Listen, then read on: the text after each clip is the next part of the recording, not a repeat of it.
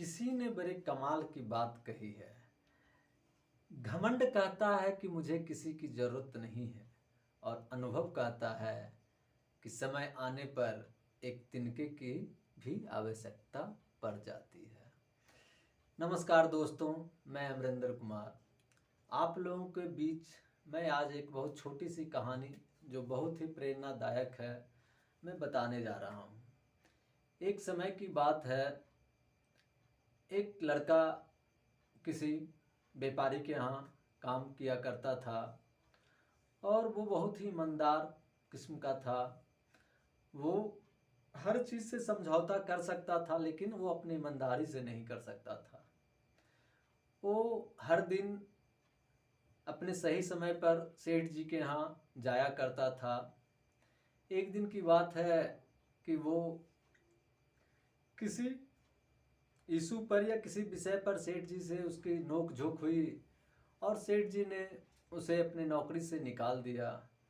वो बहुत ही नाराज़ हो गया और भारी मन से अपने घर की ओर वापस जाने लगा। वह जाते जाते यह सोच रहा था कि आज मैं घर जाऊंगा तो अपने माता पिता और अपने भाई बहन के लिए क्या लेकर जाऊंगा और उनसे मैं कैसे अपने आंखें मिलाया करूंगा। बहुत चिंतित था। इसी ओह पोह में वो रास्ता को पार करते हुए गुजर रहा था। इसी बीच पीछे से कोई आवाज़ लगाता है कि हमें हेल्प करो या मुझे हेल्प चाहिए। तो ये पीछे मुड़कर देखता है तो पीछे से एक बूढ़ी वृद्ध औरत आ रही थी, जिसके कंधों पे बहुत सारे सामान थे और वो सामान की बोझ से दबी हुई आ रही थी। तो ये जाता है उस वृद्ध औरत के पास और उन्हें संबोधन करते हुए राम राम करते हुए पूछता है कि माता जी आपने मुझे आवाज़ दी। तो माता जी ने बोली कि हाँ, हमें तुमसे सहायता चाहिए। तो वो खुश हो गया। वो बोला कि कैसी सहायता चाहिए। तो वो बूढ़ी माता ने बोली कि ये देखो हमारे कंधे पर 2 झोले हैं, इसे तुम हमारे गांव तक पहुंचा दोगे। तो बोला क्यों नहीं, अभी अभी तो मुझे नौकरी से निकाला गया है, मैं खुद बेरोजगार हो चुका हूँ। अगर आप हमें रोजगार दे रहे हैं तो ये तो बहुत ही शुभ की बात है। तो वो बूढ़ी माता बोली कि अगर एक झोले तुम हमें उस पहाड़ी के पार पहुंचा दोगे तो हम तुझे जो है 5 स्वर्ण मुद्राएं देंगे। तो लड़का एग्री हो गया और बहुत ही खुश होकर वो आगे बढ़कर उस बूढ़ी मैया से उनके कंधों से झोला उतार कर अपने कंधे पर टांग लिया और आगे चलने लगा। वो आगे बढ़ते जा रहा था और पीछे से बूढ़ी माता भी उसके साथ चल रही थी। इसी बीच कुछ दूर जाने के बाद बीच रास्ते में एक नाला आ गया। तो वो नाला पार करने के लिए आगे बढ़ा तो पीछे मुड़कर देखता है कि बूढ़ी मैया तो वहीं अटकी हुई है। तो उसने पीछे मुड़कर आवाज़ लगाया, क्यों माते तुम भी चलो। तो वो बोली कि देखो मेरी अवस्था को देखो, मैं बहुत ही वृद्ध हूँ और झुक भी गई हूँ, इस नाले को हम इस बोझ को लेकर कैसे पार कर पाऊंगी। तो बोली कि मैं क्या कर सकता हूँ, तो अगर हो सके तो यह भी थैला तुम अपने कंधे पर लेकर उस पार कर दो। तो वो लड़का तैयार हो गया और उसमें बूढ़ी माता बोली कि यह भी थैला अगर तुम पार करते हो तो इसके एवज में भी मैं तुझे फिर से 5 स्वर्ण मुद्राएं तुझे दूंगी। तो वो और खुश हो गया और वो खुशी खुशी उस थैले को भी अगले कंधे में डालकर वो पार करने लगा। धीरे धीरे धीरे वो नाले को उस पार पहुंच गया। साथ में बूढ़ी मैया भी जो है उस नाले को पार कर गई। और वे पूछा कि माते अब आपका जो गंतव्य स्थान है, जो आपका गांव है, और कितना दूरी पे है। तो मैया बोली कि देखो दूर सामने जो पहाड़ी दिख रही है उस पहाड़ी के उस पार मेरा गांव है, तुम वहां तक हमें पहुंचा दो। तो वो बोला कि ठीक है, मैं पहुंचा दूंगा। लेकिन इसी बीच में उसके पास एक और पोटली नुमा थैली था, ठीक है, वो काख में दबाए हुए आ रही थी। तो जब वो पहाड़ी चढ़ने की योजना बना रहा था, जब चढ़ने के लिए स्टार्ट किया, तो बूढ़ी मैया फिर से रुक गई। तो वो लड़का बोला कि अब क्या हुआ मैया, अब तुम क्यों नहीं चल रही हो? तो वो बोला कि देखो बाबू, हम तो बहुत ही वृद्ध हैं और चढ़ने में भी असमर्थ हैं, कैसे चढ़ पाएंगे? जो ऐसा करो कि तुम यह भी थैली को अपने पास रख लो और मुझे कोई एक डंडे की व्यवस्था कर दो जिसके सहारे से हम ऊपर चढ़ सकें। तो वो थैली ले लिया और वो जो आगे बढ़ने लगा उस बूढ़ी मैया के लिए डंडे का उपाय करने के लिए, तो वो बूढ़ी माता उसको बड़े ही शक भरी दृष्टि से देख रही थी। उसे लग रहा था कि कहीं ना कहीं ये लड़का जो है मेरा 3 का 3 थैली लेकर चला जाए। तो वो लड़का बोला कि मैया तुम हमें ऐसे घूर कर क्यों देख रही हो? तो मैं वैसा वैसा लड़का नहीं हूँ जो कि मैं तेरा थैला लेकर भाग जाऊंगी, और इस थैले में है क्या पहले ये तो बता दे। तो मैया ने उसे बताई कि यह जो थैला एक है, जो बड़ा सा गठरी तुम देख रहे हो, उसमें पीतल के मोहड़े हैं, और वो उससे जो छोटे थैले हैं, मंझले थैले, उसमें जो है चांदी के मोहरे पड़े हुए हैं, और सबसे छोटी जो थैली है उसमें स्वर्ण मुद्राएं हैं। यह सुनकर उस लड़के का मन बाग बाग हो गया।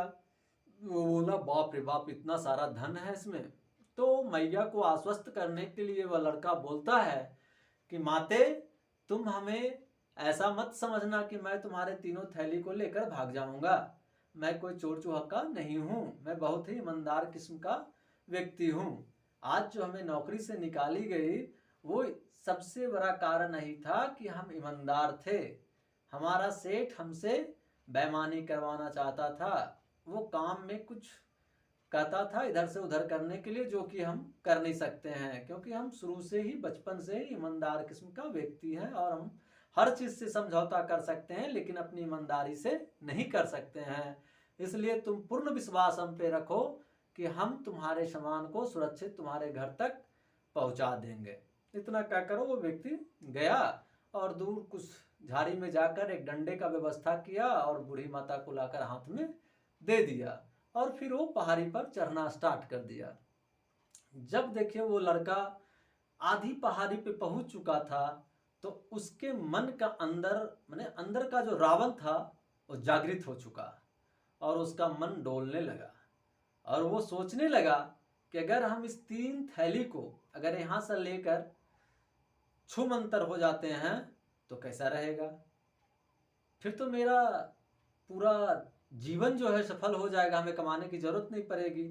मन में जो है उसका किदोर होने लगा, और उसका जो भावना था, जो एक ईमानदारी से प्रेरित था, वो जो है उसके मन में छल कपट का भावना जो है प्रभाव डालने लगा, और वो हावी होने लगा उसके दिमाग पे।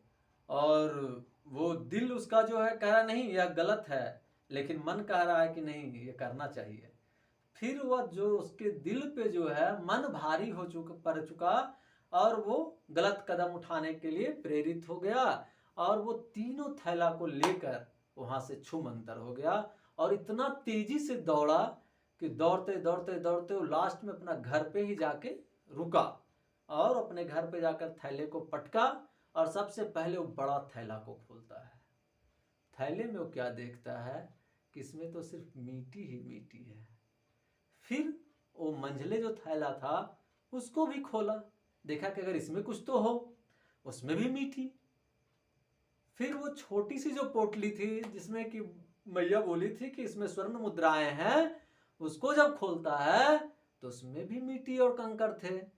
वो माथा पकड़ कर बैठ गया, और नीचे जो उसकी तलहट्टी थी झोले की, उसमें एक उसे जो है पत्ते पे, जैसे कि पहले लोग जो है ना वो पत्ते पे लिखा करते थे, उसमें जो है एक पत्र जो था पत्ता जो था उस पे कुछ लिखा हुआ था।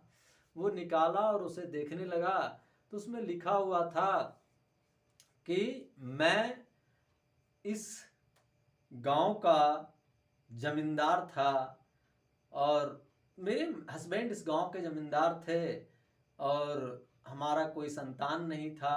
हमारे पास बहुत सारी संपत्ति थी लेकिन इसका कोई सही वारिस नहीं मिल पा रहा था और मैं इसी के लिए उस वारिस को ढूंढने के लिए दर बदर घूम रही थी कि कोई एक ऐसा नेक दिल इंसान, एक ऐसा सच्चा ईमानदार व्यक्ति मिले जिसे मैं अपनी यह हवेली का कार्यभार बागडोर उसके हाथों में देकर मैं जो है तीर्थ यात्रा पर निकल जाऊं।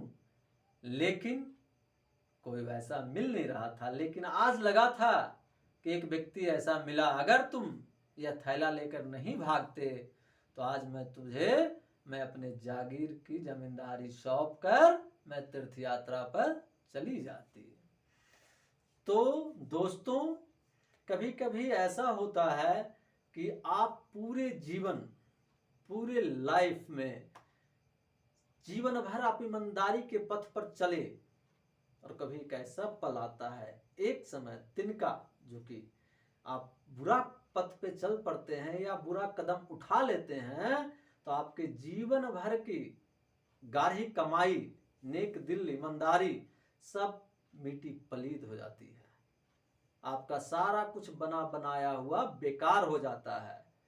तो आप देखते होंगे अक्सर अपने आसपास बहुत सारे ऐसे लोग मिल जाएंगे कहते हुए कि मैंने जीवन में कभी बुरा नहीं किया था, फिर मेरे साथ भगवान ने ऐसा क्यों किया है। नहीं, ऐसा नहीं है।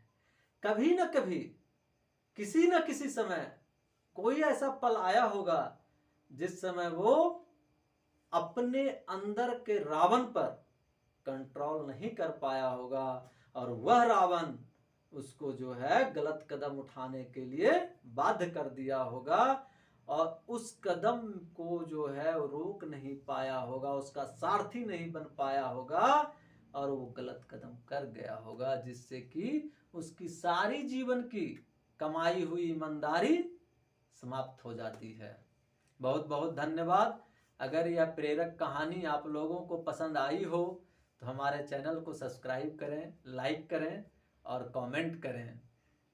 हर हर महादेव।